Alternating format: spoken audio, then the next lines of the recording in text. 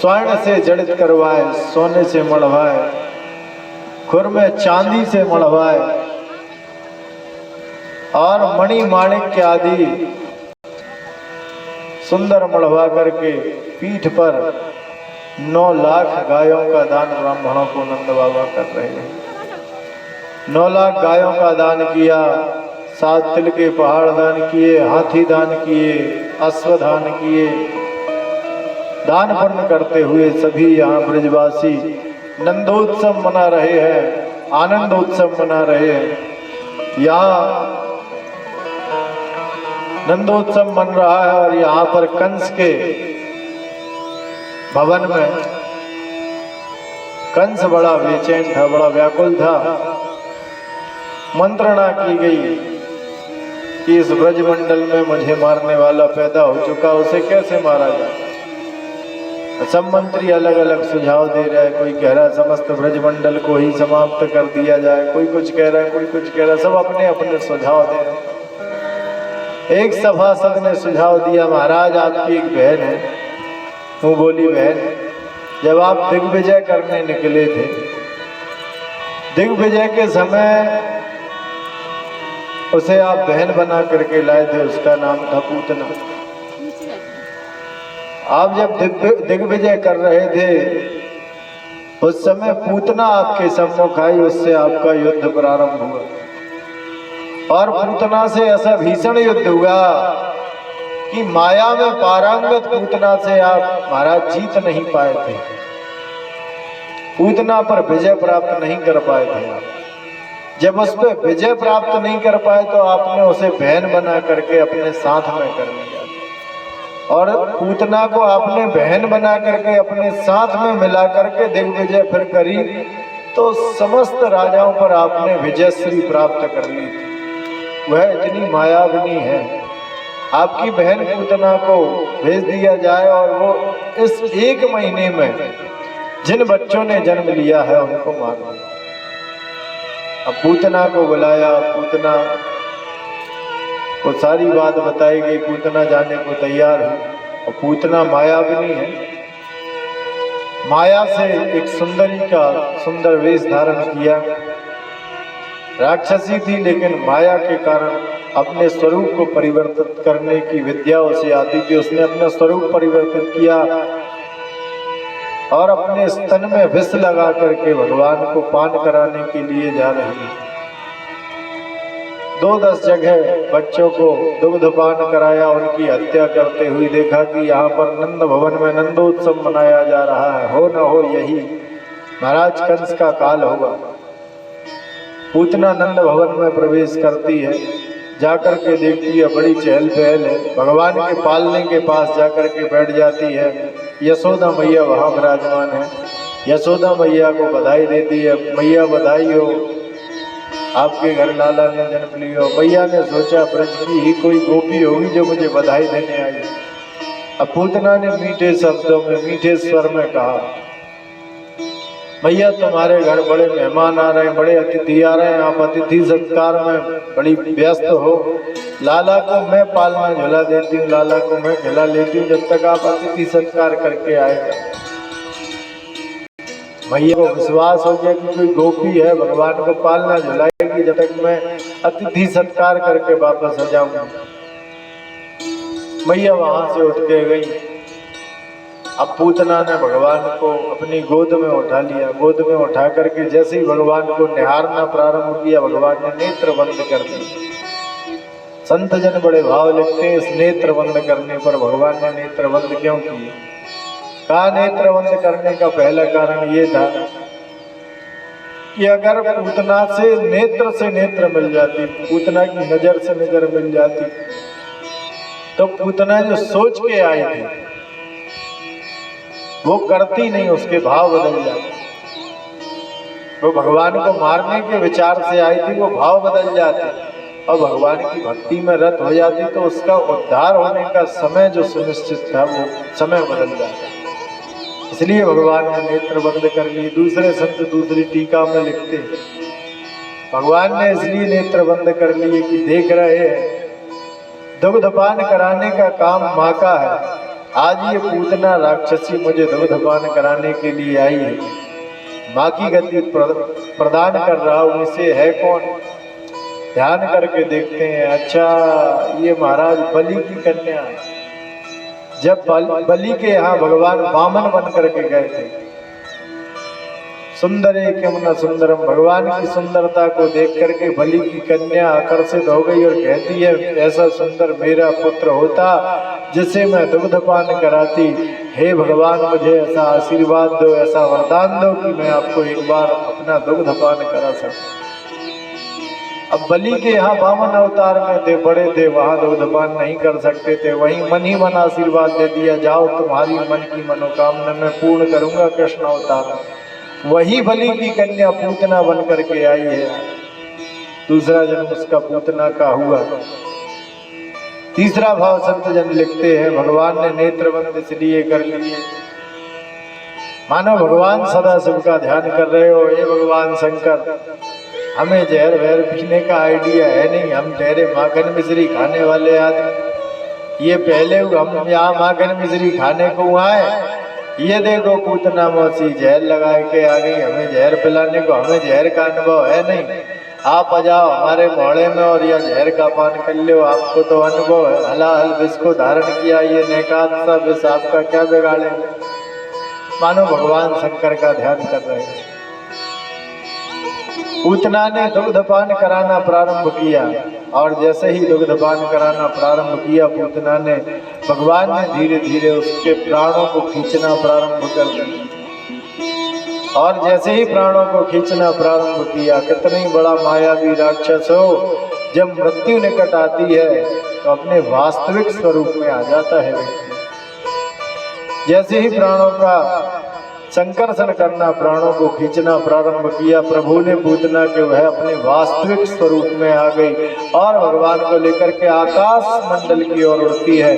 भगवान ने अपने योग बल से पूतना के प्राणों का हरण किया। बोले बाल कृष्ण भगवान की जय। पूतना पृथ्वी पर धड़ाम, और जैसे ही पृथ्वी पर जोर से गिरी, आवाज आई, समस्त ब्रजवासी एकत्रित हो गए। समस्त ब्रजवासी एकत्रित होकर के और देखते हैं कि ये कोई राक्षसी जो हमारे लाला को मारने के लिए आई थी, उसका प्राणांत हो गया और भगवान श्री कृष्ण उसके पेट पर खेल रहे हैं बैठे हुए। भैया यशोदानंद बाबा देख करके बड़े व्याकुल हो गए, बहुत ज्यादा व्याकुल हो गए। समस्त ब्रजवासी बहुत व्याकुल हो गए। भगवान श्री कृष्ण को उसके ऊपर से, उसके शरीर के ऊपर से उठाया, पूतना का अंतिम संस्कार किया गया। मैया यशोदा नंद बाबा लाला को लेकर के अपने घर में आए। आकर के भगवान श्री कृष्ण की नजर उतारी, और नजर उतारने का बड़ा अद्भुत तरीका था मैया का। भगवान को बड़ी नजर लगती थी। भगवान की नजर जब भी मैया उतारती थी तो गौमूत्र से नजर उतारा करती थी। गौमूत्र एक कटोरी में ले लिया करती थी और फिर गौ के पास जाकर के गौ की पूंछ उस गौमूत्र में डुबाए, 5 बार लाला के ऊपर मार्जन कर दें, तुरंत नजर उतर जाए। आप में से भी किसी को लगती हो नजर, आपके बच्चों को लगती हो, गौमूत्र से झाड़ा दिया करो। महाराज गौ तो है ही ना अपने घर में, 10 रुपया की शीशियाँ मिलती बाजार में गौमूत्र की, ले आया करो, घर में रखा करो, उससे नजर उतार लिया करो। गौ की पूंछ के बालों से नहीं उतार पाते हो तो पुष्प से मार्जन कर देना। कितनी भयानक नजर लगी हो, तुरंत नजर उतर जाएगी। गौमूत्र में वह शक्ति है, वह पावर है, वह तेज है। गौ में वह तेज है कि वह कितनी खतरनाक नजर हो, उतर जाया करती। गौ का जब ब्रह्मा ने निर्माण किया, समस्त देवी देवताओं को गौ में निवास दे दिया। गौ असाधारण है। ब्रह्मा ने जब गौ का निर्माण किया तो गौ में समस्त देवी देवताओं का उसके रोम रोम में निवास दे दिया। माता महालक्ष्मी और माता गंगा थोड़ी आने में लेट हो गई, तैयार हो रही थी। तैयार होने में समय लग गया, लेट हो गई थोड़ी सी। ब्रह्मा जी के पास पहुंची, ब्रह्मा जी के पास जाकर के कहा हमें भी स्थान दीजिए। बोले वृंदावन बिहारी लाल की।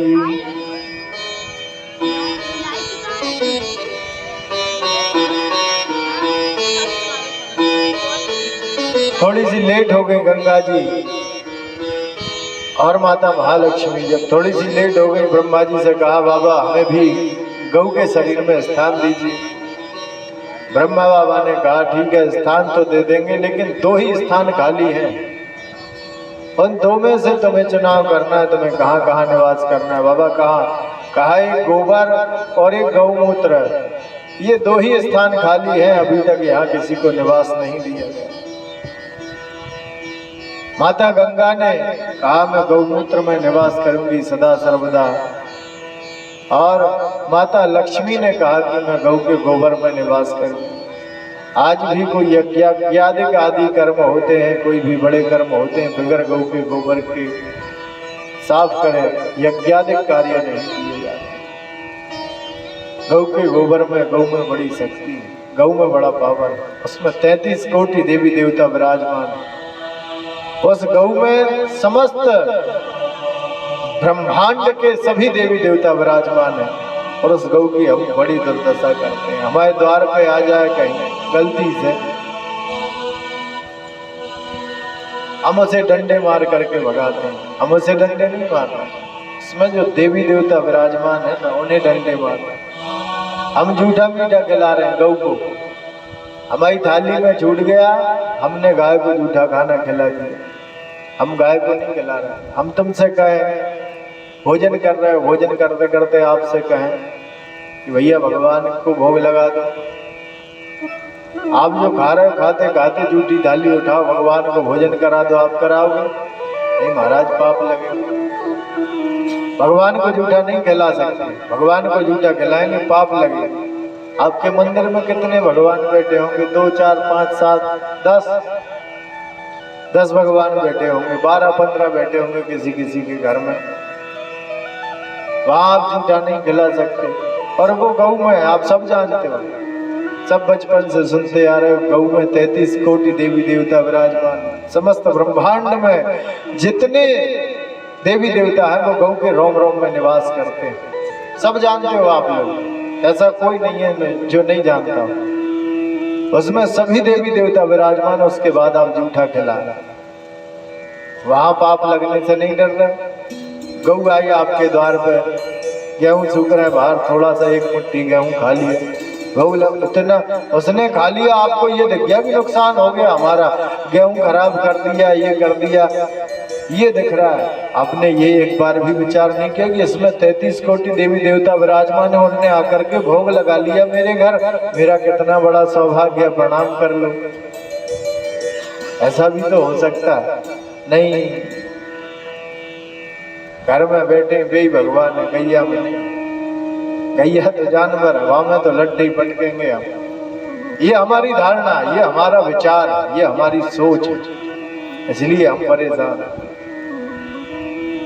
पहली रोटी, घर में भोजन बनता है, पहली रोटी किसके हिस्से की होती है? ये सनातन ने आदेश किया, मैं नहीं बता रहा। ये भागवत में लिखा, जो पुराण आप सुनते हो, 18 पुराणों में, महाभारत में, गीता जी में, हर जगह गौ का बड़ा वर्णन बताया।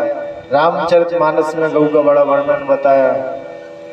मैं नहीं कह रहा मन से, ये हमारे शास्त्र कहते हैं, हमारे संत जन कहते हैं। हमारे घर में जो अन्न बनता है ना, हमारे घर जो भोजन बनता है, तो पहली रोटी पर किसका अधिकार होता है? पहली रोटी गौ के लिए निकाली जाती है। अंतिम रोटी किसके लिए होती है? अंतिम रोटी कुत्ते के लिए दी जाती है। पहली रोटी जब बनाओ तो किसको दो? गौग्रास के रूप में गौ को दो। वो 33 कोटि देवी देवताओं ने तुम्हारे द्वारा बनाए हुए भोजन को ग्रहण किया। अंतिम रोटी कुत्ते को दो, उससे तुम्हारे पितर संतुष्ट होंगे, तुम्हारे ऊपर कृपा करेंगे। आखिरी रोटी कुत्ते को दोगे तो, पहली रोटी गौ को दोगे तो उससे भगवान खुश हो जाएंगे, भगवान प्रसन्न होंगे और तुम्हारे ऊपर कृपा करेंगे। लेकिन महाराज क्या बताएं, कलयुग है, बनावे को आलस। जल्दी जल्दी आटा लगाया। स्वामी जी कहीं जा रहे हैं, नौकरी पे जा रहे हैं। जल्दी जल्दी आटा लगाए के रोटी बनाई। रोटी बना के पहली रोटी किसको खिला दी? स्वामी जी को खिला दी। जल्दी जा रहे हैं, पहली रोटी स्वामी जी को खिला दी। तो अब जिसके हिस्से का खाओगे उसके जैसा स्वभाव हो जाएगा, जिसके भाग्य का खाओगे वैसा ही ना हो जाएगा स्वभाव। अब पहली रोटी गऊ के हिस्से की थी, जल्दी ऑफिस जाना, स्वामी जी को खिला दी। अब गऊ के हिस्से की खिलाई तो स्वभाव कैसा हो गया? स्वभाव कैसा हो गया? गाय के जैसा। अब बनाते बनाते थक गए भैया, चार खाना चार बनाई, आखिरी रोटी किसके हिस्से में आई? किसके हिस्से में? बनाने वाले के हिस्से में आई। आखिरी रोटी किसके हिस्से की थी? कुत्ते के हिस्से की। अब हमने खा ली। बताने की जरूरत है स्वभाव कैसा हो जाएगा? जरूरत है बताने। इसलिए वो कई घरों में देखता हूँ, श्रीमती जी बड़ी तेज होती हैं, भैया बड़े नीचे झर करके, वो कुछ तो भी बोल रहे, डांट रही, वो नीचे झर करके सुने जा रहा है। अच्छा, हमसे घर वाले पूछते हैं, पंडित जी बहू बड़ी तेज है, बेटा बड़ा सीधा है। मैं कहता हूँ इसने गऊ के हिस्से की रोटी खा गया और बहू ने आखिरी रोटी खाई। इसको आखिरी रोटी, इसको बीच में भोजन करा दिया करो, रोटी तुम बनाया करो, स्वभाव ठीक हो जाए। पहली रोटी गऊ को खिलाओ, आखिरी रोटी कुत्ते को खिलाओ, आपके पितर संतुष्ट हो जाएंगे। आखिरी रोटी खा करके पितर आशीर्वाद देंगे, गऊ से देवता संतुष्ट हो जाएंगे, तुम्हें आशीर्वाद देंगे। तुम्हारे घर में धन धान्य की वृद्धि होगी, तुम्हारे घर में आनंद की वृद्धि होगी। जिनको ब्लड प्रेशर बढ़ता है, जिनको शुगर है, गाय के ऊपर, देसी गाय के ऊपर ऐसे सुबह सुबह उठ के हाथ फेरा करो, उसके रोम के ऊपर, देसी गाय के ऊपर सुबह सुबह। जिनका ब्लड प्रेशर बहुत ज्यादा बढ़ता घटता है, जिनको ब्लड प्रेशर की बड़ी समस्या, दवाइयों से भी ठीक नहीं हो रहा, ये प्रैक्टिकल किया, हजारों लोगों का ब्लड प्रेशर ठीक हुआ, शुगर ठीक हुई है, नॉर्मल हुई है। सुबह सुबह उठ करके देसी गाय के ऊपर थोड़ी देर, 5 मिनट, 10 मिनट, 15 मिनट, जितना आपका समय हो, ऐसे करके हाथ फेरा करो उसके रोम के ऊपर। आप रोज रोज उसके रोम के ऊपर हाथ फेरेंगे, 1 महीने के अंदर जो ब्लड प्रेशर की, शुगर की जो दवाइयां चल रही हैं वो बंद हो जाएंगी। ये प्रैक्टिकल हजारों लोगों ने किया है, मैंने उपाय बताया, लोगों ने किया, ठीक हो गए। ब्लड प्रेशर की समस्या जड़ से खत्म हो गई। जीवन भर से गोली खा रहे थे, बुढ़ापे में जाकर ब्लड प्रेशर नॉर्मल रहना शुरू हो गया। किसी के बच्चे में बुद्धि बिल्कुल ना हो, बिगड़ रहा हो, उसकी बुद्धि बिल्कुल खराब हो गई हो, कुछ संग में पड़ गया हो, बुद्धि विकृत हो गई, घर परिवार वालों से बहुत बुरा बोलता है, जिससे जाए उससे लड़ रहा है, जिससे जाए उससे झगड़ रहा है, पढ़ाई में मन नहीं लग रहा, लड़े भिड़े जा रहा है, टाइम पे सोकर नहीं उठ रहा। महाराज बड़े परेशान, घर में कोई की सुनते ही नहीं, लड़ने को होता है। गऊ की 5 वस्तुओं से पंचगव्य बनाना, उस बालक को 5 दिन, 7 दिन, 11 दिन पिला देना। तुम जहाँ कहोगे वहां बैठा रहेगा, जितने की देर कहोगे उतने की देर बैठा रहेगा। गोबर, गौमूत्र, दूध, दही और गाय का घी, ये 5 चीजों से पंचगव्य बनता है। कौन कौन सी 5 चीज? दूध, दही और घी। गोबर गौमूत्र कम मात्रा में डालना, दूध, दही और घी भी कम मात्रा में डालना, दूध दही पर्याप्त रखना, पंचगव्य बना करके और बच्चे को पिला देना। कितने कमजोर हो बुद्धि का, 11 दिन पिलाओगे, बुरा नहीं लगता, उसका स्वाद बड़ा अच्छा होता है। 11 दिन पिलाओगे, उसकी बुद्धि पवित्र हो जाएगी, लेकिन हो किसका? देसी गाय। ध्यान रखना, आप ये 11 दिन करके देखना, उसकी बुद्धि निर्मल हो जाएगी। और चाहो तो प्रैक्टिकल करके देखना, 2 बच्चे होंगे, एक को भैंस का दूध पिलाना, एक को गाय का दूध पिलाना, देसी गाय का दूध पिलाना, एक को भैंस का दूध पिलाना। भैंस के दूध वाले से बातचीत करना, पढ़ाई एक सी होगी, शिक्षा दीक्षा एक सी होगी, रहन सहन वातावरण एक सा होगा, सब कुछ एक सा करवाओ, लेकिन दोनों से आप बातचीत करके देखना, समझ में आ जाएगा कि इसने गाय का दूध पिया, इसने भैंस का दूध पिया, उसकी मोटी बुद्धि होगी। उसकी बुद्धि में निर्मलता होगी, उसकी बुद्धि में वात्सल्यता होगी। गौ असाधारण है, गौ हमारे लिए असाधारण है, उसका हम बार बार तिरस्कार कर रहे हैं, उसको बार बार हम झूठा खिला रहे हैं, हमारा झूठा खिला रहे हैं। झूठा 33 कोटि देवी देवताओं को खिलाया, उससे हमारे जीवन का सुख चैन आनंद सब चला गया। गौ को झूठा मत खिलाओ।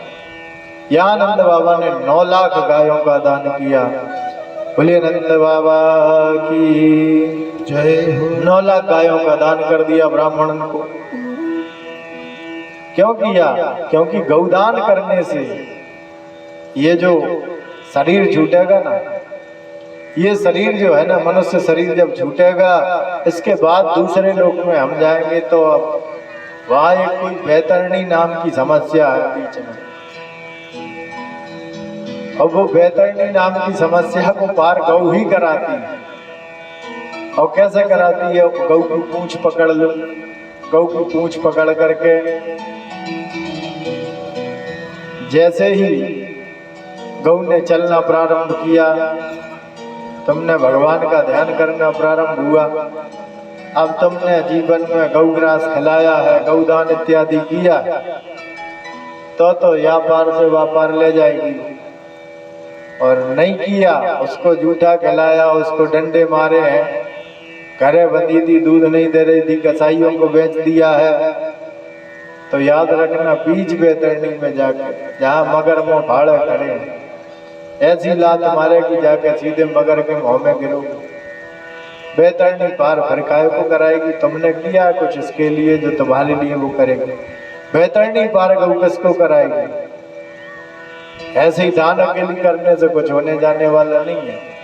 पंडित जी ने कहा गौदान कर दो, तुमने कहा ठीक है महाराज गौदान, 20 रुपया हाथ में रख के लो, गौदान को संकल्प बैतरणी पार हो जाए।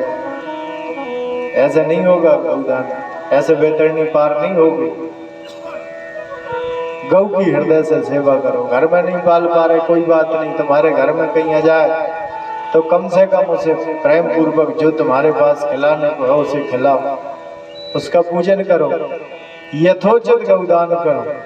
हर व्यक्ति को अपने जीवन में एक गौ का दान करना चाहिए बैतरणी पार करने में, वही तुम्हें मुक्ति तक ले जाएगी। और जो बैतरणी में गिरे, अब बड़े 84 लाख योनियां भाई से भोगना शुरू होती, ये कीड़ा मकोड़ा पतंगा जो बन रहे हैं, ये भाई से उत्पत्ति भाई, ये गौआ रोटी नहीं खिलाई, लटियां पटकी हैं पीठों, उसी का प्रभाव।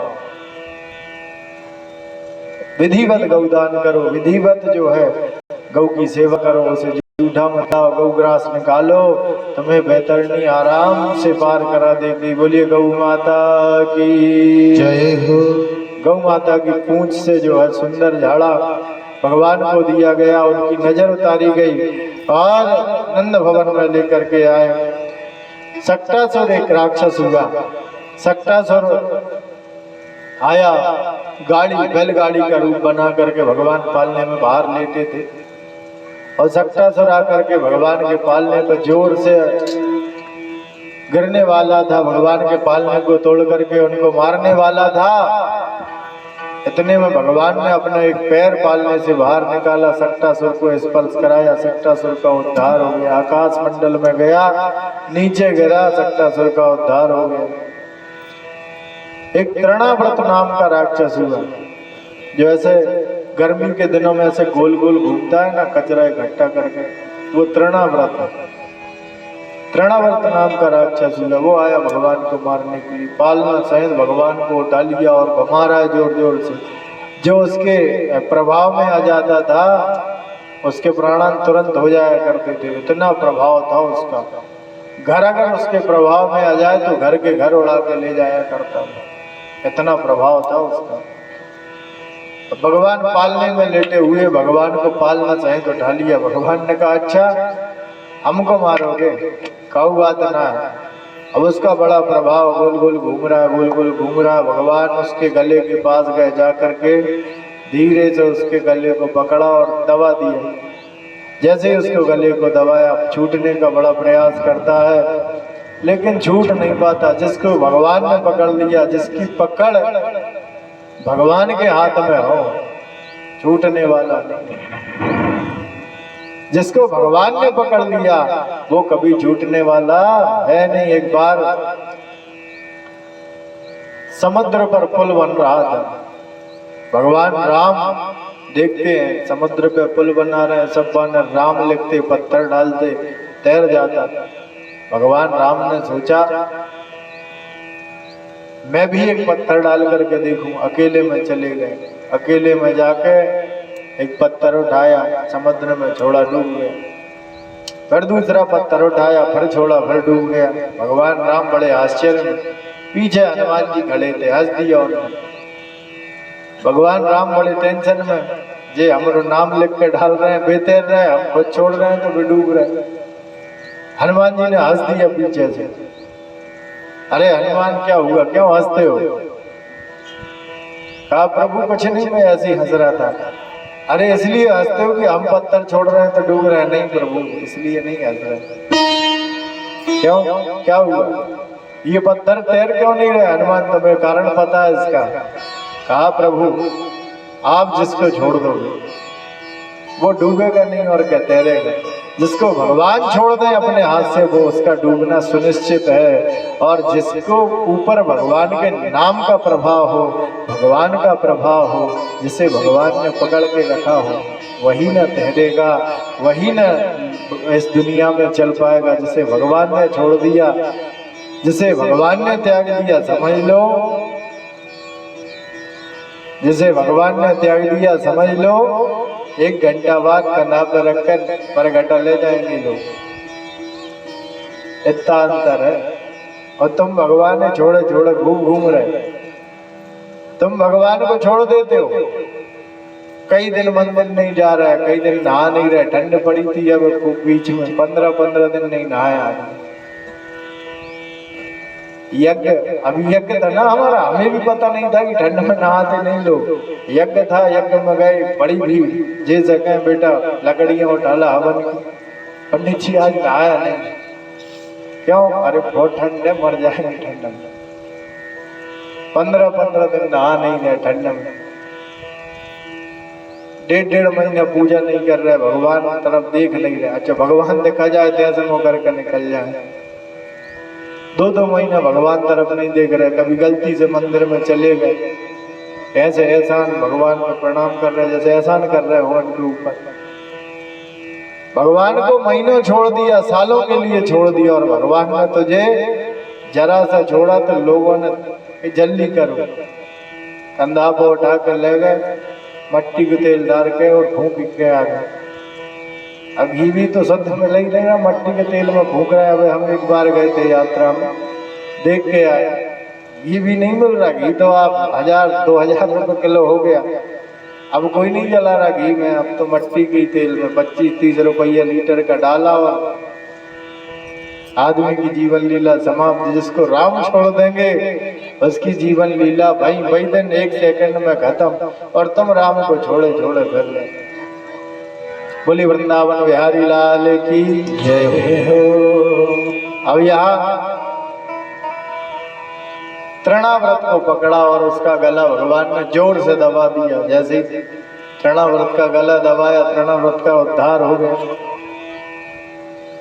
तृणाव्रत आदि का उद्धार करके और भी बड़े बड़े राक्षस आए। राक्षसों की कथा में ज्यादा विस्तार से सुनाता नहीं, बहुत ज्यादा विस्तार से राक्षसों की कथा नहीं सुनाता, क्योंकि राक्षसों के जीवन से तुम्हें कुछ मिलने जुलने वाला है नहीं। राक्षसों के जीवन से क्या सीखोगे? अच्छा राक्षसों को लाइव देखने में जो मजा है वो इसमें सुनने में थोड़ी है।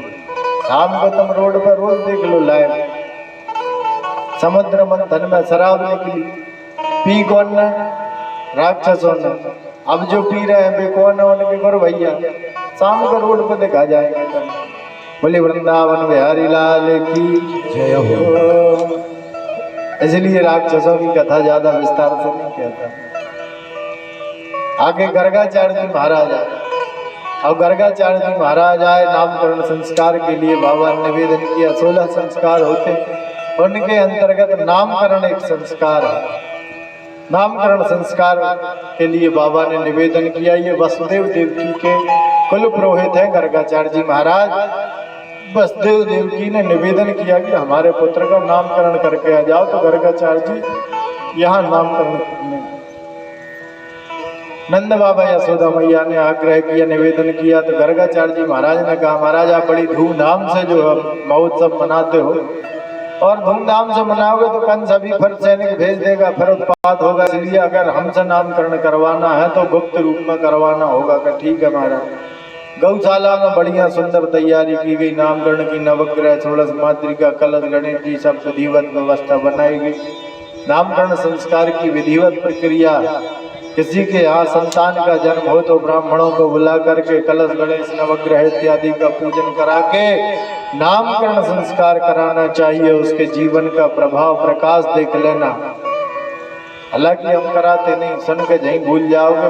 फिर किसी के यहाँ संतान ने जन्म लिया, पंडित जी अब भाई भाव देखियो 8:09 तो खटाक, पंचक तो नहीं है, अमूल तो नहीं है, फलाने ठिकाने तो नहीं है, 5 पैसा दे नहीं रहे पंडित जी, भवन पे पूरी कुंडली बनवा दे। नामकरण एक संस्कार है, उसे विधिवत रूप से कराना चाहिए। बच्चों को आप स्कूल में पढ़ने के लिए भेजते हो, विद्यारंभ संस्कार, माँ सरस्वती का पूजन करके विद्यारंभ कराना चाहिए। जिनके बच्चे छोटे हैं, नाम लिखवाना हो उनका स्कूल में, विद्यारंभ करवानी हो, विद्यारंभ संस्कार है, विद्यारंभ संस्कार करवा के बच्चे का स्कूल में नाम लिखवाओ। तुम्हारे बच्चे के कभी पूरे जीवन में, गारंटी के साथ कहता हूँ, पूरे जीवन में कभी कम नंबर नहीं आएंगे, फेल नहीं होंगे। चाहे वो नौकरी की परीक्षा दे, चाहे स्कूल में पेपर दे, कभी फेल होगा नहीं। विद्यारंभ संस्कार है, माँ सरस्वती का पूजन करके सुंदर अनार की लकड़ी से चंदन के द्वारा माँ सरस्वती का बीज मंत्र उस बच्चे की जिह्वा पर लिखा जाना चाहिए। माँ सरस्वती का नाम जब उस बच्चे की जिह्वा पर, जीभ पर लिखा जाएगा, माँ सरस्वती का वो पूजन करेगा, माँ सरस्वती का ध्यान आराधन करके विद्या का शुभारंभ करेगा, विद्यारंभ संस्कार करके उस विद्या का शुभारंभ करेगा। जीवन में कभी उसे हताश निराश नहीं होना पड़ेगा। ये 16 संस्कार हमारे सनातन में, हमारे ऋषियों ने, हमारे संतों ने, हमारे महंतों ने ऐसे नहीं बनाए।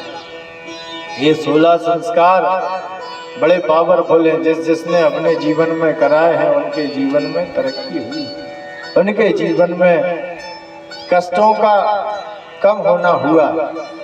यहाँ गर्गाचार्य जी महाराज नामकरण संस्कार करा रहे हैं। गौशाला में बढ़िया सुंदर तैयारी की गई। यशोदा मैया ने परीक्षा लेने हेतु बलराम जी महाराज को अपनी गोद में ले लिया और रोहिणी की गोद में भगवान श्री कृष्ण को दे दिया। गौशाला में गई, परीक्षा ले रही है मैया। गर्गाचार्य जी महाराज माता यशोदा की गोद में बलभद्र जी महाराज को देख करके कहते हैं, यथा नाम तथा गुणा, यह बल में अधिक होगा, बल में इसकी अधिकता होगी, इसका नाम बलराम होगा। यह हलधर भी होगा इसका नाम, और भी अन्य अन्य नाम होंगे, लेकिन इसका बलराम प्रसिद्ध नाम होगा। और माता रोहिणी की गोद में भगवान श्री कृष्ण को देख करके और गर्गाचार्य जी महाराज प्रसन्न हो जाते हैं, मुस्कुराने लगते हैं। मुस्कुरा करके बड़े प्रेम से कहते हैं, ये जो रोहिणी की गोद में है ना तुम्हारा पुत्र यशोदा। यशोदा मैया को विश्वास हो गया, बाबा जी सही है। कहा ये जो रोहिणी की गोद में है ना, ये साक्षात कहने वाले थे भगवान है। भगवान ने उंगली दिखा दी, भगवान ने कह दियो। अगर भगवान कह दिया तो गड़बड़ है जाएगी। गर्गाचार्य जी इशारे से पूछ रहे हैं क्या गड़बड़ है जाएगी। तो मैं परसों बता रहा था ना मंजन करने की भगवान को। गर्गाचार्य जी से भगवान कह रहे हैं कि मैया रोज मंजन करेगी फिर हमारा, और आए हैं माखन मिश्री दुलार करवाने को। भैया पेपर पर, न्यूज पेपर पर घर में एक अरिया में बिठा देंगे और 20 पैसे की चना चिरौंजी खिलाएगी। ये 56 भोग, ये माखन मिश्री, ये गोपियों का प्रेम, ये ग्वालों का प्रेम, ये मैया बाबा का प्रेम, ये कुछ नहीं मिलेगा। भगवान अगर मैया ने समझ लिया तो भगवान के साथ यही न करते, यही न करते हैं भगवान के साथ। आज हम एक जगह गए थे निमंत्रण में, वहां हम देख के ठाकुर जी की क्या सेवा होती, इतनी सुंदर थाली लगी रखी, देख करके मन प्रसन्न हो गया। इतनी दिव्य थाली लगी रखी ठाकुर जी के, पकवान, इतनी सारी वस्तुएं रखी, मन प्रसन्न हो गया। आप भी आपके घर ठाकुर जी को भोग लगाया करो, जीवन में कल्याण होगा, ठाकुर जी की कृपा होगी, आपके परिवार में सामंजस्य होगा। कहा साक्षात भगवान कहने वाले थे, भगवान ने मना कर दिया। भगवान ने कहना, अगर मैया ने भगवान समझ लिया प्रेम ना करेगी फिर। गर्गाचार्य जी कहते हैं इसका नाम कृष्ण होगा, और कहा जैसा इसका नाम है कृष्ण वैसे इसके काम टेढ़े मेढ़े होंगे। कृष्ण कहने में, पढ़ने में, सुनने में, लिखने में टेढ़ा है और बड़ा टेढ़ा है। कहा इसका जैसा नाम टेढ़ा है वैसे इसके काम भी टेढ़े होंगे। अब मैया को बड़ी टेंशन हो गई, कोई कह दे नामकरण करते समय माँ बालक है तो ठीक, लेकिन बड़ा टेढ़ा मेढ़ा उल्टे पुल्टे काम करेगा, मैया को चिंता हो जाएगी। पढ़े लिखे नहीं पढ़े लिखे कोई बात ना, इसका महाराज विवाह होगा कि नहीं। गर्गाचार्य जी महाराज से मैया कहती, जब इतना उल्टा काम करेगा, इतने टेढ़े मेढ़े काम करेगा, इसका विवाह वगैरह होगा कि नहीं, या को कन्या कौन देगा। गर्गाचार्य जी महाराज कहते, मैया विवाह की चिंता मत करे, अरे या के इतने विवाह होंगे कि एक बहू का नंबर 16,108 दिन में आएगा तेरी सेवा करने का। रोज 10-10 बहुओं से सेवा करवाइयो, तब 2-4 साल में एक आध का नंबर आवेगा। कितने विवाह होंगे का 16,108। मैया बड़ी प्रसन्न हो गई, महाराज इतने विवाह है जावे। अब पहले होती थी इतनी शादी, इसलिए मैया खुश हो गई। अब कहीं पंडित जी कहते 2 शादी होंगी, लड़ाई है जाएगी, एक उपाली न जा रही, 2 है।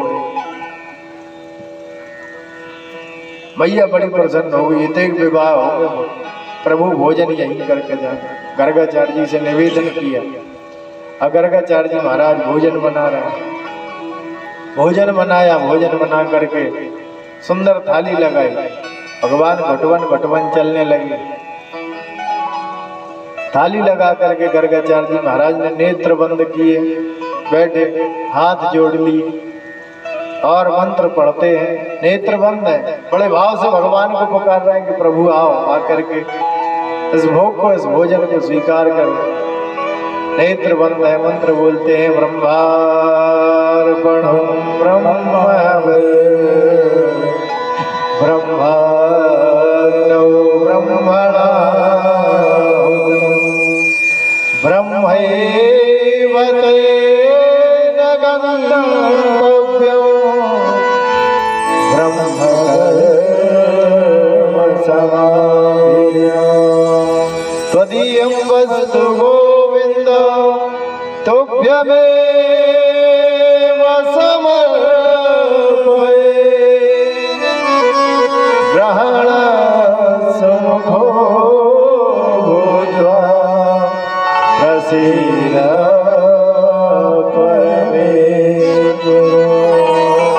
भगवान से निवेदन करते हैं, प्रभु आओ, करके आपका दिया हुआ यह अन्न है।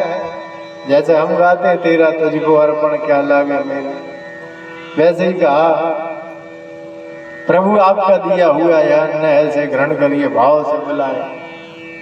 आज भाव से कोई बुलाए और भगवान ना जाए, घटवन घटवन चलते हुए गए, जाके गर्गाचार्य जी महाराज की थाली से भोजन उठाया और खाना शुरू कर दिया। और जैसे ही खाना शुरू किया, नेत्र खोले गर्गाचार्य जी ने, देखते हैं अरे यशोदा तेरे लाला ने मेरा भोजन झूठो कर दियो, बुद्धि पर पर्दा पड़ गयो।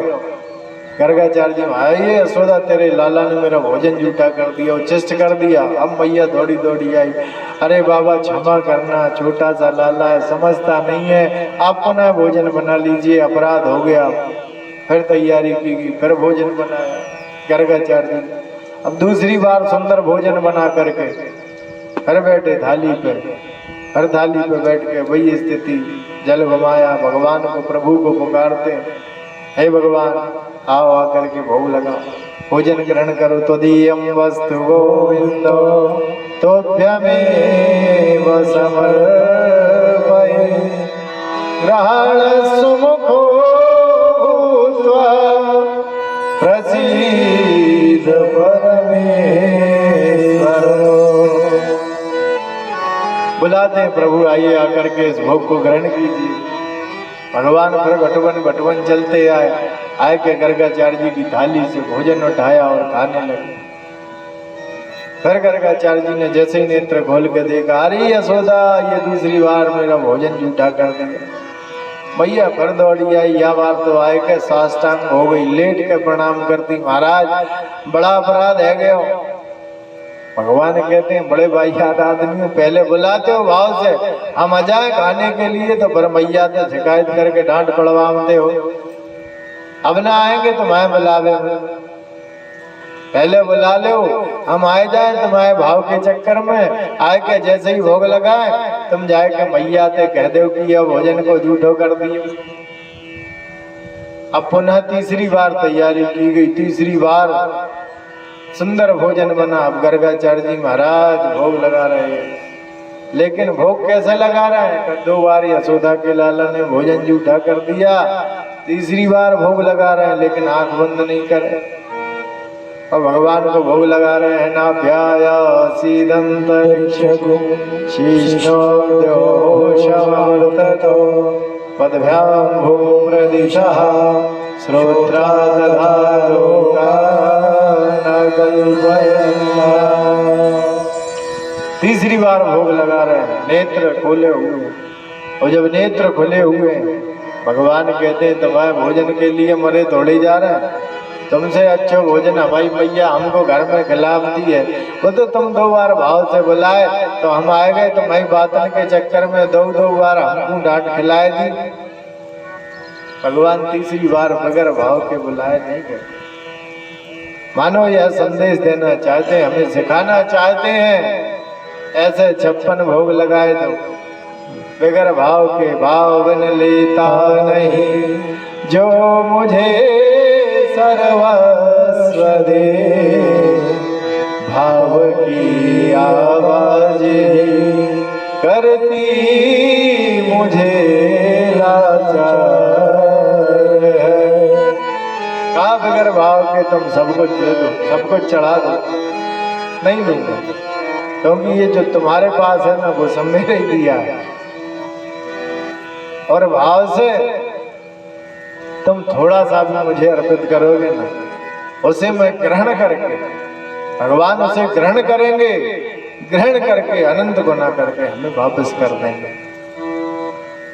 गर्गाचार्य जी महाराज ने तीसरी बार भोग लगाया, भगवान ने ग्रहण नहीं किया।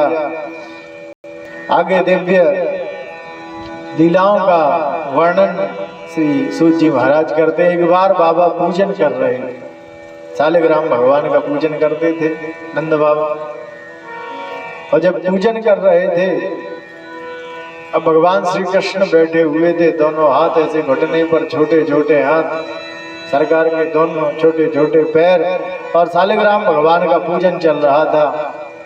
अब बाबा शालिग्राम भगवान के स्नान कराएं, वो काले काले गोल मटोल से बड़े सुंदर से दिखते हैं, इतने बड़े भगवान शालिग्राम भगवान, सबने देखे होंगे वैसे गंडकी नदी से प्रकट जो होते, छोटे से काले से, जिनसे तुलसी मैया का विवाह होता है,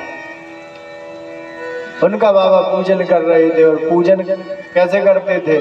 अलग अलग वस्तुओं से स्नान कराते थे, दूध दही घी शहद शक्कर पंचामृत, इनसे स्नान कराते थे। अब सरकार बैठे हुए हैं घुटमन पे हाथ रख के और विचार करते हैं कि बाबा ये शालिग्राम का कई सालों से पूजन कर रहे हैं, और ये दूध दही घी शहद शक्कर पंचामृत से रोज नहा रहे हैं, हो ना हो जरूर ये मीठे हो गए और बहुत मीठे हो गए। अब बाबा ने शालिग्राम भगवान का पूजन किया, चंदन लगाया, तुलसी पत्र चढ़ाया, सुंदर पुष्प इत्यादि चढ़ाकर सिंहासन पर शालिग्राम भगवान को विराजमान कर दिया। और बाबा माला करते थे पूजन करने के बाद, माला में 15 मिनट लगती थी। नेत्र बंद करके भाव से माला करती। और माला जब भी करो भाव से करो। माला फेरत जुग गयो गया न मन का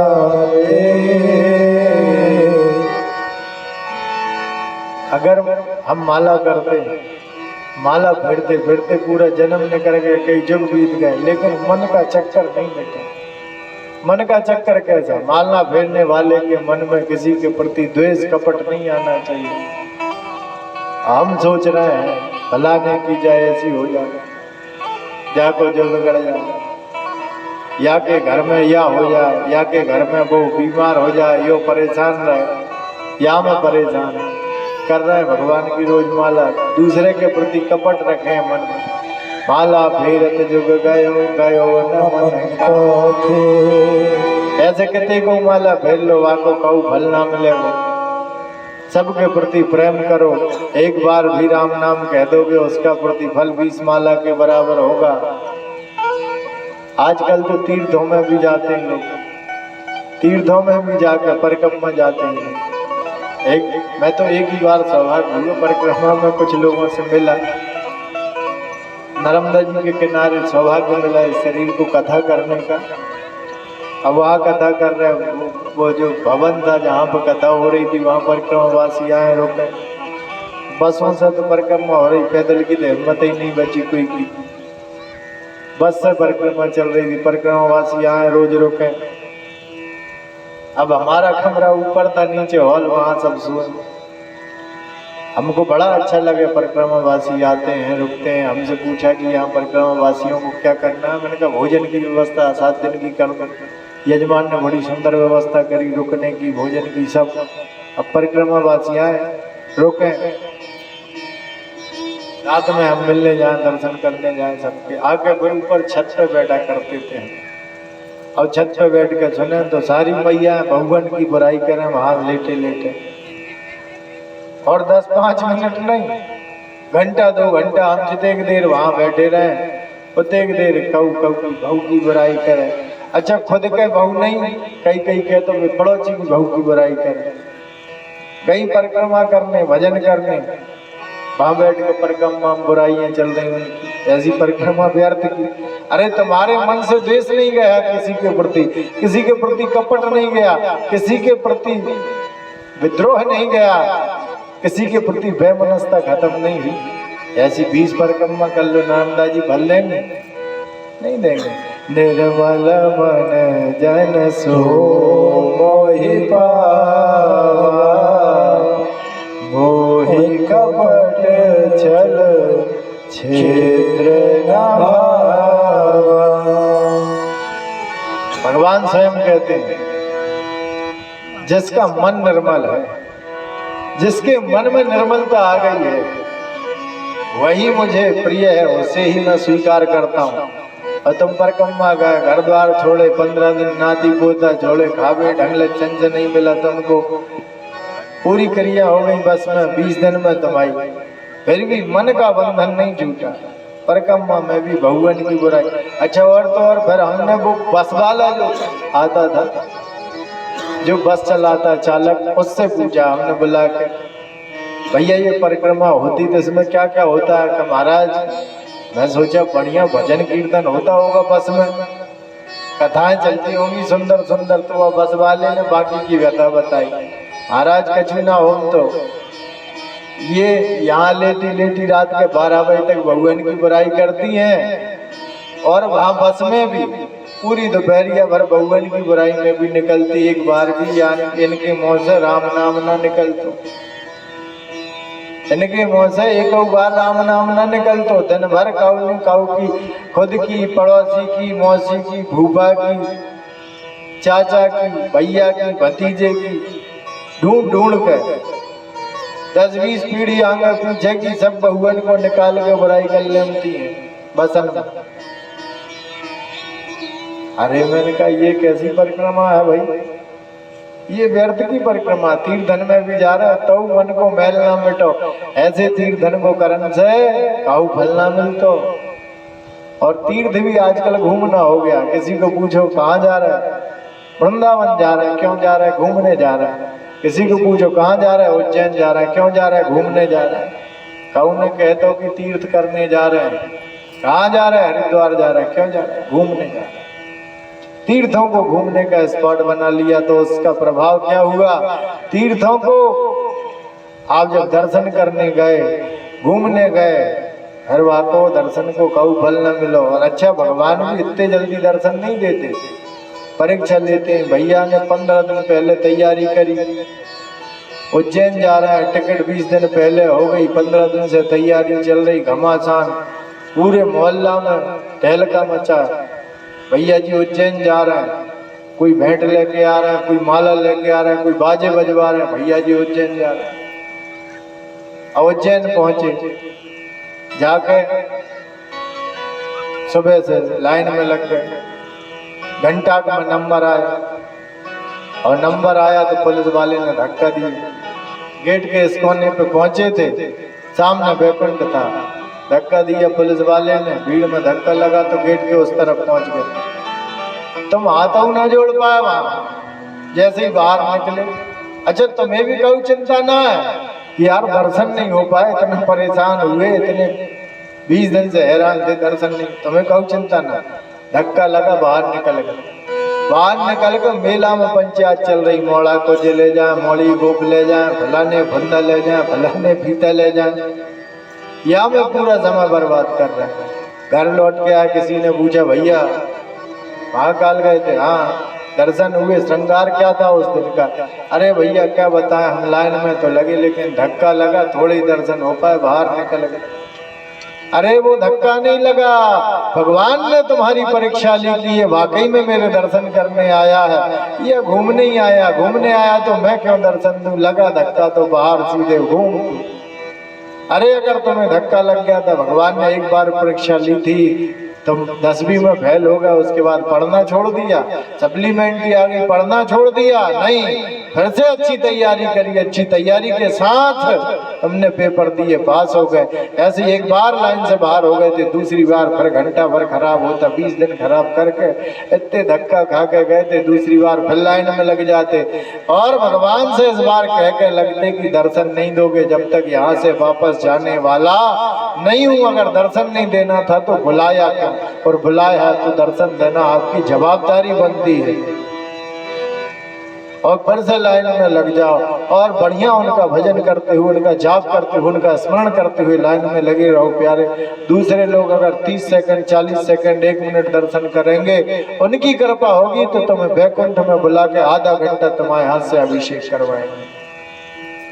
लेकिन हम उस भाव से तीर्थों में जा ही नहीं रहे, हम उस भाव से तीर्थों में बैठ ही नहीं रहे, हम उस भाव से तीर्थों में जाकर के तीर्थों का आनंद प्राप्त ही नहीं कर पा रहे। मंदिरों में जाते हैं आदमी, मंदिर में गए, जाकर भगवान के खड़े खड़े दर्शन करे, एक परिक्रमा करी, बाहर अपने घर है। इतनी जल्दी है आदमी को। तुम्हारे घर कोई आदमी आए, तुम्हारे घर जैसे हम ही पहुंचे, जाके तुम द्वार पर खड़े हो, तुमने हमें बुलाया, हम पहुंचे तुम्हारे घर पे, जाकर गेट पे 1 मिनट रुके, और भैया कैसे? अच्छे? हाँ गुरुजी अच्छे। और बाल बच्चे अच्छे? सुखी? हाँ गुरुजी अच्छे। अब हम जा रहे हैं, अच्छा लगेगा? ना बैठे, ना पानी पिया, ना बात करी, ना कोई अपना हाल समाचार दिया, ना कोई नमस्कार चमत्कार विधिवत हुई। गए हम तुम्हारे घर और ना मिले ना बैठे, वैसे ही वापस आ गए, तुम्हें अच्छा लगेगा क्या? बिल्कुल अच्छा नहीं लगेगा। ऐसे ही भगवान के मंदिर में जाते हो, भगत भगत गए, भगत भगत आ गए, ना भगवान से मिले ना बैठे, ना उनके दिल की सुनी ना तुम्हारे दिल की सुनाई, फिर तुम्हें फल कैसे मिलेगा?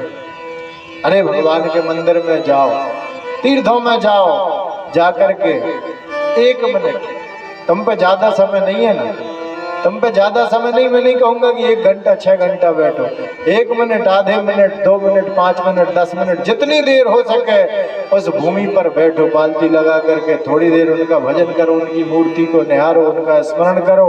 वहां उस मंदिर में, उस स्थान से जो पॉजिटिव ऊर्जा निकलती है ना, वो पॉजिटिव ऊर्जा तुम्हारे शरीर में थोड़ी देर बैठने से प्रविष्ट होगी। और अगर तुम्हारे शरीर में पॉजिटिव ऊर्जा विराजमान हो गई तो याद रखना प्यारे, ये जो इतने प्रकार के रोग चल रहे हैं ना, ये बार बार जो तुम्हारे शरीर में रोग हो रहे हैं, वे सब रोग समाप्त हो जाएंगे, तुम्हारे शरीर की झंझटें समाप्त हो जाएंगी, तुम्हारे जीवन में आनंद ही आनंद हो जाएगा। क्रियाओं को कर रहे हो, थोड़ा सा शांति और सब्र के साथ, थोड़ा आनंद के साथ करना प्रारंभ कर दो। आदमी के जीवन में धन बहुत है, पैसा बहुत है, हर आदमी के पास पर्याप्त है, लेकिन जीवन से शांति चली गई प्यारे। पहले लोगों के पास पैसा नहीं था, इतना हुआ करता था कि खुद खाए, स्वामी इतना दीजिए जामे कुटुंब समाए, मैं भी भूखा ना रहूं, अतिथि भी भूखा ना जाए। भगवान से प्रार्थना करते थे कि अगर भगवान आप देना चाहते हो तो इतना ही देना कि मेरे बाल बच्चों का पेट भर जाए खूब आराम से, और कोई अतिथि आ जाए गलती से हमारे घर तो वाको हम भोजन करा सके भरपेट, बस।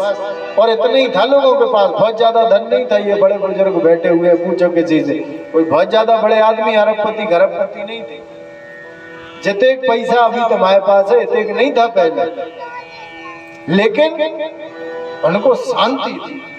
धन नहीं था, ऐश्वर्य नहीं था, सुख सुविधाएं नहीं थी। मंडला जाना पैदल जाया करते थे लोग, गाड़ी वाहन कुछ ही नहीं था, पैदल जाते थे। 25-30 किलोमीटर पैदल आते थे। उसके बाद चाहत ये नहीं थी कि रोड बन जाए, साइकिल लवा जाए, गाड़ी लवा जाए, कार लवा जाए, हेलीकॉप्टर में बैठ के चले जाए। चाहत नहीं थी, पैदल जा रहे हैं, उसमें भी खुश होकर जा रहे हैं, पैदल आ रहे हैं तब भी खुश होकर आ रहे हैं। ऐश्वर्य नहीं था ज्यादा, पैसा नहीं था, धन का अभाव था, लेकिन जीवन में शांति थी। अब धन अधिक हो गया, धन आने से शांति आनी थी, लेकिन प्यारे मन में अशांति आ गई ऐश्वर्य आने के साथ। क्यों? क्योंकि हमने सब्र करना बंद कर दिया। किसी चीज को हम तुरंत चाहते हैं, किसी चीज का प्रतिफल हमें तुरंत चाहिए। यहाँ बाबा माला कर रहे हैं, सरकार बैठे हुए घुटन पे हाथ रख के, और सोचते हैं कि रोज दूध दही घी से शक्कर पंचामृत से स्नान कराते हैं, बड़े मीठे हो गए होंगे। अब बाबा माला करते हैं नेत्र बंद करके, हाथ में माला, नेत्र बंद है। ओम नमो भगवते वासुदेवाय नमः महामंत्र की माला करते हैं। और यहाँ माला चल रही, नेत्र बंद है। सरकार गए आराम से जाए के वह सिंहासन से शालिग्राम भगवान उठाए लिए और मोहड़े में रख के पीछे खसक के बाबा के, और खुद भी नेत्र बंद करके बैठे। बाबा की माला पूरी हुई, माला रखी, शालिग्राम भगवान के दर्शन करने के लिए नेत्र खोले, देखे सिंहासन में भगवान ही नहीं। अब तुलसी पत्र हटा, फूल हटा, सिंहासन के नीचे इधर देख उधर देख, कहीं शालिग्राम दिखाया नहीं। कहा आज भैया बड़ो गजब को ध्यान भयो, बड़ी गजब की माला वही शालिग्राम भगवान ही अंतर ध्यान है गए। सब जगह ढूंढते ढूंढते ध्यान आया कि लाला बैठे थे बाजू। अब वो पीछे ने काद खसक के बैठ गए और पीछे मुड़ के देखा, अब भगवान के छोटे छोटे गाल, मोड़े में शालिग्राम, पीछे मुड़ के देखा तो दोनों गाल भूले हुए। और बाबा ने कहा ये तूने ये क्या कर दियो, अपराध है गयो। भगवान को मोड़े से लाला के निकाल लिए, तीर्थ आदि जल से स्नान करा करके पुनः सिंहासन पर विराजमान किया। भगवान ने एक बार, बोलिए बाल कृष्ण भगवान की, थोड़ा तेज है बोलिए ना, बोले बाल कृष्ण भगवान की। अच्छा अब ठंडक भी हो गई और थोड़ी देर बाद रसगुल्ला भी आ रहे हैं। हमारे छोटे भैया ने आज दिन भर बनवाए, सामने खड़े होकर, वहाँ खड़े थे आज पूरी दोपहरिया भर खड़े, तो बढ़िया सुंदर सुंदर 56 भोग बनवाए सामने खड़े होकर, और खुशबू आधे गांव में फैल रही थी। और अभी थोड़ी देर बाद उनका भोग लगाएंगे और भोग लगा के आप सबको देंगे। और जो जय नहीं बोलेगा उसको इतना सा देंगे, जो जय बोलेगा उसको इतना देंगे। बोले बाल कृष्ण भगवान की जय हो। अब यहाँ भगवान ने सुंदर लीला कर रहे हैं। देवताओं ने कहा प्रभु आप लीला करते हो। भगवान के रोम रोम में संपूर्ण ब्रह्मांड के देवी देवता निवास करते हैं, अंतःकरण में भी देवी देवता निवास करते हैं। भगवान के अंतःकरण में जो देवी देवता है उन्होंने प्रार्थना की कि प्रभु आप ये जो बाहर के देवी देवता हैं आपके रोम के उनको तो आप इस मिट्टी का, इस रज का आनंद दिलाते हैं। इस रज को कभी हमें भी आनंदित करिए, हमें भी दीजिए। और भगवान की वृंदावन की रज का बड़ा महत्व है। आप लोग वृंदावन गए होंगे, वहाँ की रज की महिमा के बारे में सुना होगा। वहाँ की रज बड़ी विचित्र है प्यारे, वहाँ की रज की भी बड़ी महिमा है। रज के लिए संत जन कहते हैं, मुक्ति कहे गोपाल से मेरी मुक्ति बता, और ब्रज रज उड़ मस्तक लगे सहज मुक्ति होइया। मुक्ति कहती है भगवान से कि भगवान मैं सबको मुक्त करती हूँ, लेकिन मैं मुक्त कैसे होंगी, मुझे भी तो मुक्त करने का कोई साधन बताओ।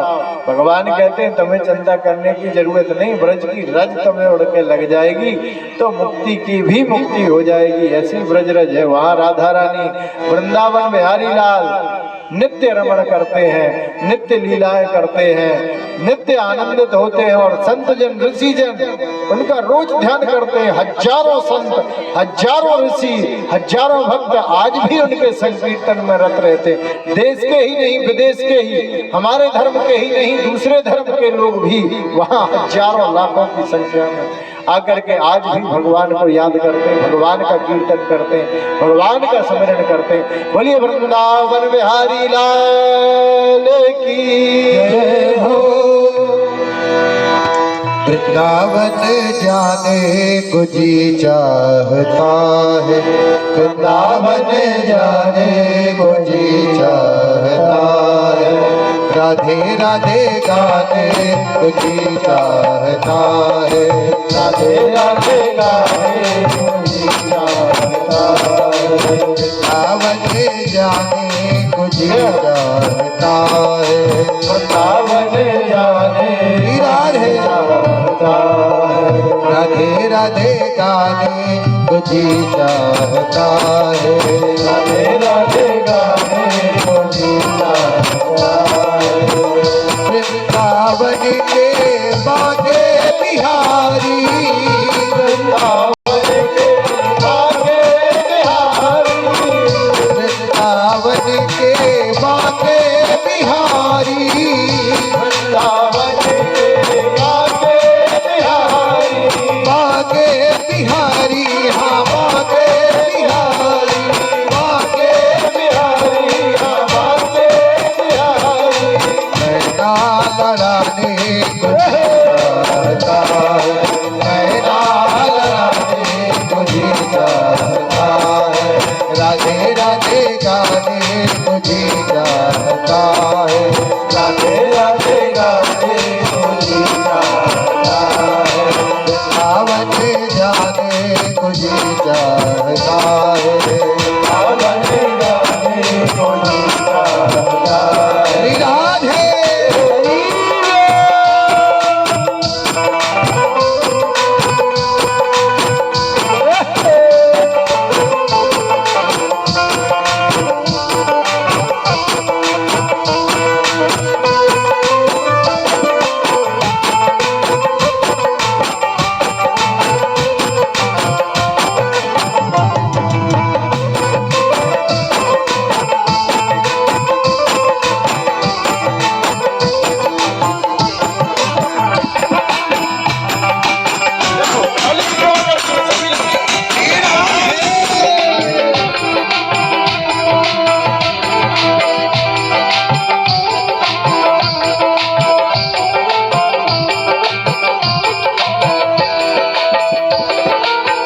वृंदावन में यमुना महारानी, वृंदावन में यमुना महारानी, वृंदावन में यमुना महारानी, वृंदावन में यमुना महारानी, ओ यमुना महारानी मेरी, यमुना महारानी मेरी, यमुना महारानी मेरी, यमुना महारानी मेरी, यमुना महारानी। तोता लगाने तुझे चाहता है, तोता लगाने तुझे चाहता है, तोता लगाने तुझे जी चाहता है, गोता लगाने को जी चाहता है, तुमने लगाने को जी चाहता है, लगाने को जी चाहता है, वृंदावन जाने को जी चाहता है, वृंदावन जाने को जी चाहता है, राधे राधे गाने को जी चाहता है, राधे राधे गाने को जी चाहता है, श्री राधे।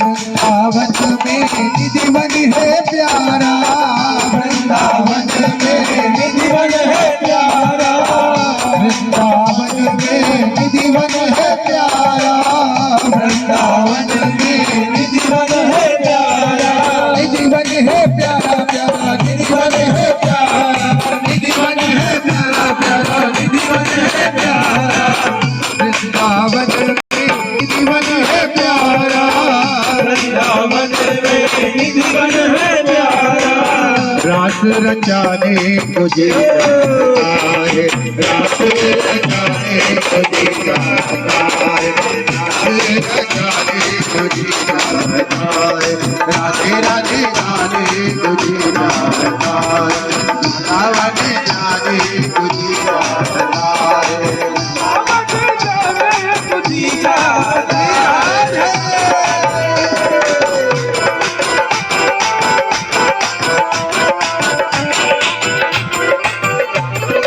बोलिए बांके बिहारी लाल की।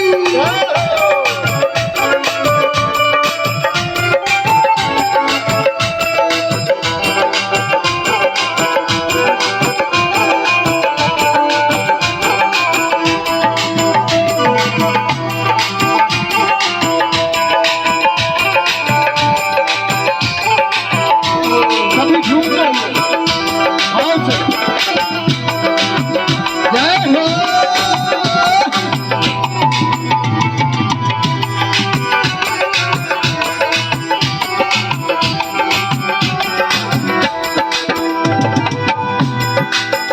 वृंदावन की रज अति पावन, वृंदावन की रज अति पावन, वृंदावन की रज अति पावन, वृंदावन की रज अति पावन, रज अति पावन, हाँ रज अति पावन, रज अति पावन, हाँ रज अति पावन, वृंदावन की रज अति पावन, वृंदावन की रज अति पावन, और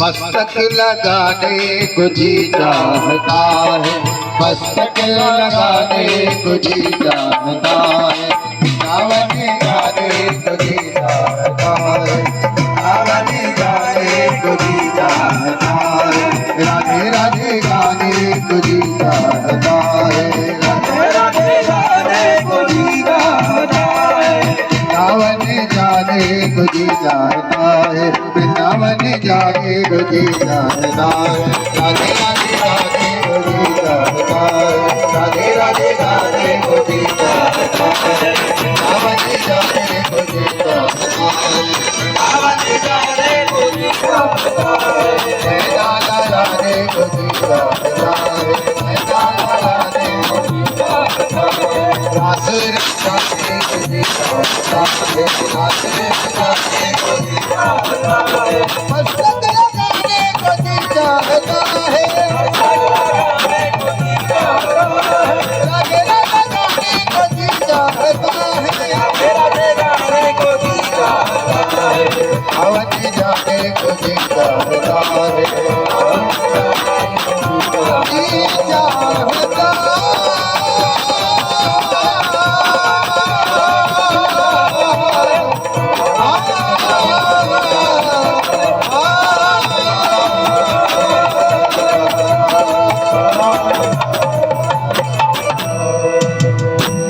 बांके बिहारी लाल की जय हो। यहाँ भगवान ने उन देवताओं को सुंदर मिट्टी गा करके मुख में मिट्टी की थोड़ी सी रज जो है ब्रज की मुख में डाली। ब्रज रज का सभी देवताओं को आनंद प्रदान किया। मैया को संपूर्ण ब्रह्मांड के देवी देवताओं के दर्शन कराए। सूक्ष्म रूप से समझते हुए लीलाओं को आगे दर्शन करेंगे सभी। आगे मैया भगवान ने जो माखन के रखे हुए भांड थे वो फोड़ दिए। मैया ने बड़ी शरारत करते थे।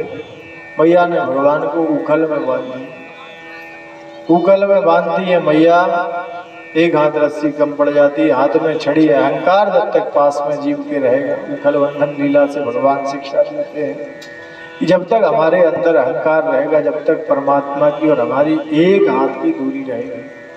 मैया के हाथ में छड़ी है, उखल से बांधना चाहती, रस्सी के द्वारा एक हाथ रस्सी हमेशा कम पड़ जाती है। और जैसे ही मैया ने अहंकार का त्याग किया, छड़ी को अपने से दूर किया, भगवान तुरंत बन गए।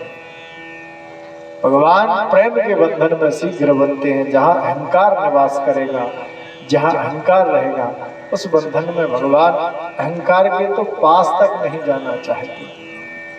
उखल बंधन लीला की यमलार्जुन का उद्धार करते हुए भगवान ने एक वत्सासुर, भगवान बछड़े चराने जाने लगे। वत्सासुर नाम का एक राक्षस आया, बछड़ा बन करके उसका उद्धार किया। एक बगला बन करके राक्षस आया, बकासुर, बकासुर का प्रभु ने उद्धार किया। एक अघासुर का नाम का राक्षस आया, उसका उद्धार भगवान ने किया। और अब भगवान गौ चराते हैं, तो गौ चराते हुए जितने भी ग्वाल वाल उनके साथ जाते हैं, सभी ग्वाल वालों का जो भोजन होता है उसे ग्रहण करते हैं। एक दिन भगवान का एक मित्र है श्रीदामा, वो 3-4 दिन की बासी कढ़ी लेके गए। गौचारण हो रही, 3-4 दिन की बासी कढ़ी लेके गया। और थोड़ी देर से माखन चोरी लीला होगी, शांति से बैठे। जीवन भर बनाना खाना तो है। बोले वृंदावन बिहारी लाल की 5 मिनट में माखन चोरी लीला और वाके 10 मिनट बाद गोवर्धन पूजन 56 में। अब वो 3-4 दिन की बासी कढ़ी ले गया, खट्टी थी। श्रीदामा ने सोचा अगर मैं भगवान माखन मिश्री खाने वाले इनको कढ़ी दूंगा खाने के लिए, पेट खराब हो जाएगा। पेड़ के पास छुप करके उस कढ़ी को पीने लगा। और जैसी कढ़ी जल्दी जल्दी पी रहा तो मुंह से बह गई, हाथ से बह गई। ब्रह्मा ने देखा, ब्रह्मा को मोह हो गया कि ये कैसा ब्रह्म है। अब ब्रह्मा देख रहे हैं श्रीदामा ने कढ़ी भी हाथ से फैल गई। भगवान दौड़े दौड़े गए और जाकर के कढ़ी का कटोरा छीना, उसमें नहीं बची। तो वो श्रीदामा का मुंह चाटने लगे, हाथ चाटने लगे। वो कढ़ी इतनी अच्छी थी ना, मुझे नहीं दी। ब्रह्मा को मोह हो गया, ये कैसा ब्रह्म है, इन गवारों का जूठा खाता है, ये ब्रह्म नहीं हो सकता, परीक्षा लेनी पड़ेगी। गौ इत्यादि का हरण कर लिया। भगवान स्वयं ब्रह्मा बने, वहां पहुंचे, जाकर के ब्रह्मा के मोह को भंग किया। अब भगवान और बड़े हुए, एक सुंदर मंडल की रचना की, जिसको कहते हैं चौर मंडल। सुंदर चौर मंडल की भगवान ने रचना की। उसमें सभी वालों को इकट्ठा किया। कहा हमें ब्रजमंडल में चोरी करनी पड़े, किस बात की चोरी भैया? कहा माखन की चोरी करेंगे। अब चोर मंडल बना, गोपियों के यहाँ भगवान चोरी करने के लिए जाते हैं, चोरी करने के लिए जाते हैं। और ऐसे नहीं जाते, जो गोपी भगवान को आमंत्रित करती उसके यहाँ चोरी करने जाते। गोपी कह देती अगर हिम्मत हो तो हमारे घर का माखन खा के देखिए, तब बताएंगे। एक बार एक गोपी पकड़ने के लिए भगवान को कहा, भैया के पास शिकायत जाती, लेकिन कभी पकड़ा है नहीं माखन चोरी करते। एक गोपी ने कहा आज तो पकड़ के रहूंगी। कहा हमारे घर आके दिखाइयो। अब वो जो मटकी टांगने का सीका होता है, उसमें एक घंटी बांधी, और घंटी बांधी। कहा ये आवाज करेगी तो पकड़ा जाएंगे।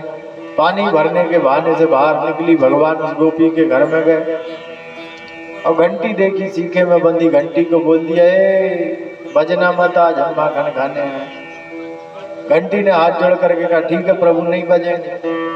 अब एक के ऊपर एक ग्वाल वाल सब चढ़े, ऊपर स्वयं बाके बिहारी कन्हैया चढ़े। अब घंटी सीका खूब हिला है लेकिन घंटी बजे नहीं।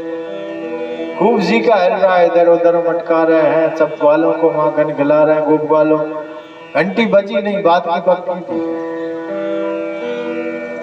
अब भगवान बड़ी देर हो गई सबको माखन खिलाते खिलाते। भगवान ने सोचा थोड़ा हम भी तो खा के देखें कैसा, हम सबसे ज्यादा मेहनत कर रहे हैं, ऊपर है, अगर गिर गए सबसे ज्यादा हम में ही लगेगी। भगवान ने जैसे ही माखन निकाला और अपने मोहड़े में डाला और घंटी बज गई। और जैसे ही घंटी बजी, अब वो गोपी के कान में आवाज आई, दौड़ के पीछे ही खड़ी थी, दौड़ के खट से अंदर आ गई। अंदर आई, भगवान का हाथ पकड़ लिया, आज पकड़ा गया, आज मैया से शिकायत करूंगी। अच्छा ठीक है, मैया से शिकायत तो तुम कर ली हो, कोई बात ना है, पकड़े तो गए, लेकिन पहले यह घंटी से सवाल करेंगे। घंटी से गोविंद कहते हैं, तुझे बता, तूने हमसे वादा किया था कि बजूंगी नहीं, पर तू बजी कैसे? घंटी कहती है, भगवान मैं जब तक आपने ग्वालों को खिलाया तब तक नहीं बजी। आप सबको ग्वालों को खिलाते रहे, मैं नहीं बजी, मैं बात की पाबंद। लेकिन जैसे ही है मेरे बांके बिहारी, आपने भोग लगाया और भोग लगे और घंटी ना बजे, ये हो ही नहीं सकता। कहा जैसे ही प्रभु आपने भोग लगाया, मेरा कर्तव्य मैंने पूरा किया, मुझे बजना पड़ा। अगर आप माखन नहीं खाते तो मैं बजती नहीं।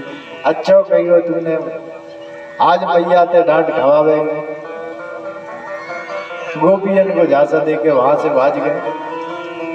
एक और गोपी थी, ललिता सखी। अब ललिता सखी ने आज दृढ़ निश्चय कर लियो, आज तो माखन चोरी करते हुए पकड़ के रहो। लाला ते कह दी, तुम में हिम्मत होए, यशोदा मैया को दूध पान करो होए, हमारे घर आएगा चोरी करके दिखा दियो। भगवान ने कहा, आज तो दूध को ले जावे, हो जावे, आज आके घर चोरी जरूर करेंगे, चाहे कुछ भी हो जाए। पहुंच गए सरकार चोरी करने। वो जैसे ही पानी भरने गई, सरकार पहुंचे मंडल को ले।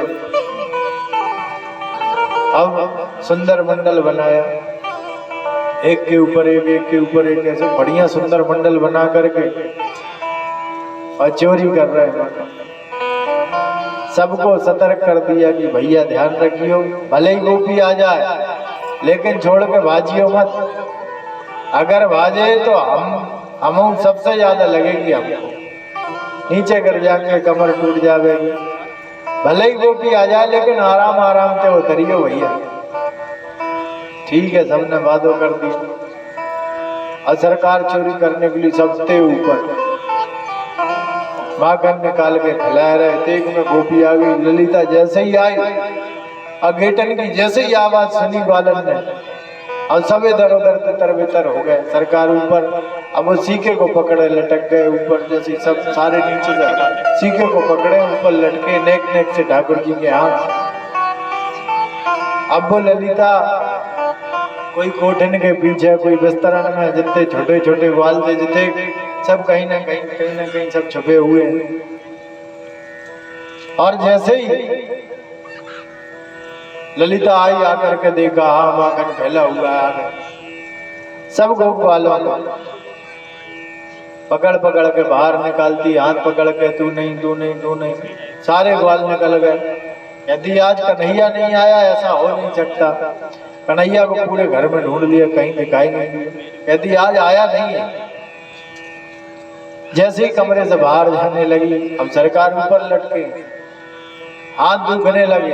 धीरे से आवाज लगाते हैं, भौजाई मैया से शिकायत करना कर लियो, लेकिन नीचे उतार ले, हमारे हाथ दुखने लगे, छोटे छोटे हाथ। ललिता ने नीचे उतारा, नीचे उतार के सरकार के हाथ पकड़े, नेक नेक से हाथ पकड़ के, और खींच करके शिकायत करने जा रही है। और जैसे ही नंद भवन के द्वार पे पहुंची, अब नंद भवन के द्वार पे पहुंच के आज मन में बड़ी घुस है। मैया अभी तक कहती थी तुम मेरे लाला की झूठी शिकायत करे करो हो, वाकई घर में का माखन मिश्री की कमी है, कुछ तुम्हारे यहाँ चोरी करेगो, काऊ चोरी ना कर तो तुम मेरे लाला सुंदर है ना, मेरे लाला से द्वेष रखती हो, चिढ़ती हो, इसलिए उसकी शिकायत करती हो। अब आज ललिता खुश है, आज तो शिकायत है, आज तो शिकायत हो जावे। अब बड़े भाव से ललिता गेट पर पहुंची, द्वार पर पहुंची, नंद भवन के द्वार पर पहुंची, प्रसन्न है। सामने से उसका पति आ रहा था गाय लेकर के, संध्या का समय। अब पति वहां से ललिता का गाय लेकर के आ रहा था, यहाँ से ललिता पहुंची और भगवान ने योग माया से कहा आज मैया ते बचा ले। अगर मैया के पास शिकायत है गई तो बहुत पिटाई हो जाएगी, और पिटाई तो होगी सो होगी, आज के बाद घर से बाहर न जाने देगी, चोरी के मामले में घर से बाहर न निकलने देगी। योग माया को बुलाया, योग माया आई और जोर से हवा चल गई, और जोर से हवा चलना शुरू हुई और धूल उड़ी। धूल उड़ी तो ललिता की आंख में भर गई, ललिता के पति के आंख में भर गई, और दोनों आंख साफ करने लग गए। दोनों आंख साफ कर रहे हैं। अब सरकार ने धीरे से आगे बढ़े, ललिता का हाथ पकड़ा, ललिता के पति के हाथ में हाथ दे दिया। अब ललिता जो सरकार का हाथ पकड़े थी, आंख मलते मलते उसे ध्यान नहीं रहा, खुद के पति का हाथ पकड़ लिया और खींचते, अब वो बेचारा बावरा होकर दोनों हाथन से आंख साफ कर रहा हो, वो खींचते हुए लेके नंद भवन के पास गेट पे पहुंची, जाके अरे यशोदा मैया आज देख मैं तेरे लाला को पकड़ के लाई हूं, या देख या के भाड़े में माखन भी लगे है। और यशोदा मैया ने सुनी। एक में सरकार पीछे के द्वार से गए, जाए के पालने में काजल बाजल फैलाए के और सो गए, और ऐसे सो रहे जैसे घंटों से सो रहे, और ऐसी जगह सो रहे जहां से ललिता आवाज लगावेगी तो मैया वहां से ही निकल के जाएगी पालना झुलाते हुए। मैया को आवाज दी, मैया ने देखा लाला सो रहा है, पालना झुला के पहुंची, देख मैया तेरे लाला को पकड़ कर लाई। जोर जोर से भैया को और करो, मेरा लाला यो सो रहा, या को इतने काजल फैलो, ये घंटन ते सो रहा हो, देखो या देखो चड़ेली आए गई शिकायत करने की ताई। मैया क्रोध में आई और ललिता चिल्ला रही मैया को देख, अरे मैया मैं तेरे लाला को आज रंगे हाथ पकड़ के लाई। अच्छा मेरे लाला को पकड़ के, अब हाथ में पति का हाथ, मेरे लाला को पकड़ के लाई है। हाँ अरे सुन तो बाबरी है गई का, अरे ना मैया आज बहाना ना चलेगो, आज तो लाला ने मेरे घर चोरी करी, या के मारे मैं वाके हाथ उनको पकड़ के यहाँ तक खींचते हुए लेके आई, बड़ो परिश्रम कियो। अच्छा अब मैया मुस्कुराए जा रही, मुस्कुराए जा रही, कहा क्रोध करे बाकी गलतियन पे पर्दा न डाल, लेते मत मुस्कुरावे। अब भगवान वहां लेटे हुए हैं, ये बड़ी शिकायतें करते जा रही, करते जा रही, मैं तेरे लाला को पकड़ के ले आई, मैं तेरे लाला को पकड़ के ले आई। अब बार बार कहे, मैया धीरे से कहती है, ए ललिता सुन, रोका, रुक गई, पहले पीछे मुड़ के देख मेरे लाला को पकड़ के लाई है या तेरे घर वाले को पकड़ के लाई है। पीछे मुड़ के देखा, संकुचित हो गई, शर्मिंदा हो गई। भगवान ने बड़ी दिव्य माखन चोरी लीला की, अद्भुत माखन चोरी लीला की। बोले माखन चोर भगवान की बड़ी अद्भुत अद्भुत माखन चोर। बंदरन को माखन खिलाया, खिड़की दरवाजे खोल दिए अपने ही घर के, बंदरों को बुला लिया, आ जाओ आज हमारे घर में तुम्हारी दावत। बंदरन को माखन खिलाए दी। गोपियन के घर कंस के यहाँ माखन जाते तो वहां से मटकियन में से लूट लूट के माखन खाया। भगवान के घर माखन की कमी नहीं थी, भगवान के घर तो लाखों। बाबा ने उनके जन्म पर 9 लाख गाय दान कर दी थी, कितना माखन होता हो। माखन की घर में कमी ना थी, लेकिन उन ब्रज गोपियों का आमंत्रण, उन ब्रज गोपियों का प्रेम भगवान से छोड़ा नहीं जाता था, इसलिए माखन की चोरी करते थे भगवान, और माखन की चोरी से उन गोपियों को आनंदित करते थे। बोलिए माखन चोर भगवान की जय हो। अरे नाचे जो माखन चोर रे, माता यशोदा ने बांधी कछनिया। नाचे जो माखन चोर रे, नाचे जो माखन चोर रे, नाचे जो माखन चोर रे, माता यशोदा ने बांधी कछनिया। नाचे जो माखन चोर रे, नाचे जो माखन चोर रे, नाचे जो माखन चोर रे, माता यशोदा ने बांधी कछनिया। नाचे जो माखन चोर रे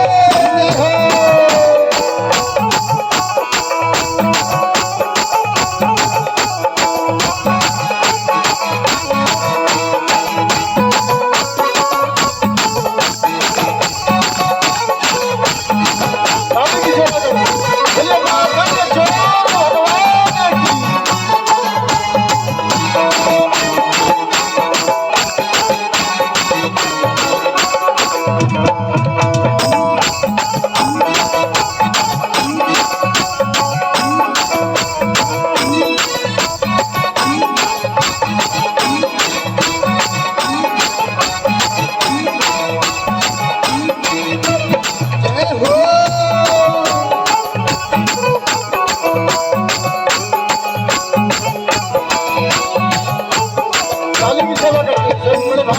नगर के लोहे को आलन, कौन नगर को जाए रे। कौन नगर के लोहे को आलन, कौन नगर को जाए रे। कौन नगर के लोहे को आलन, कौन नगर को जाए रे।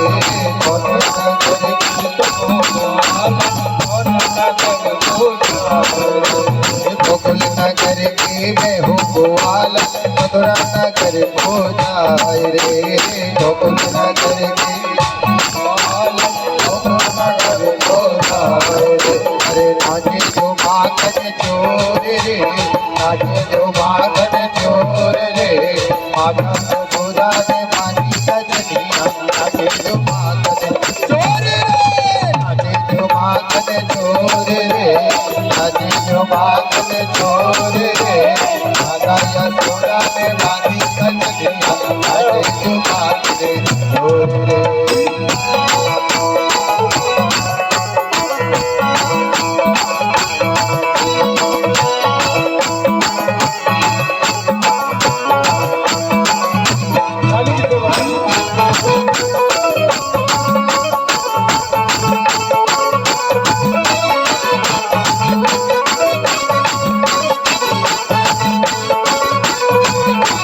बोलिए माखन चोर भगवान की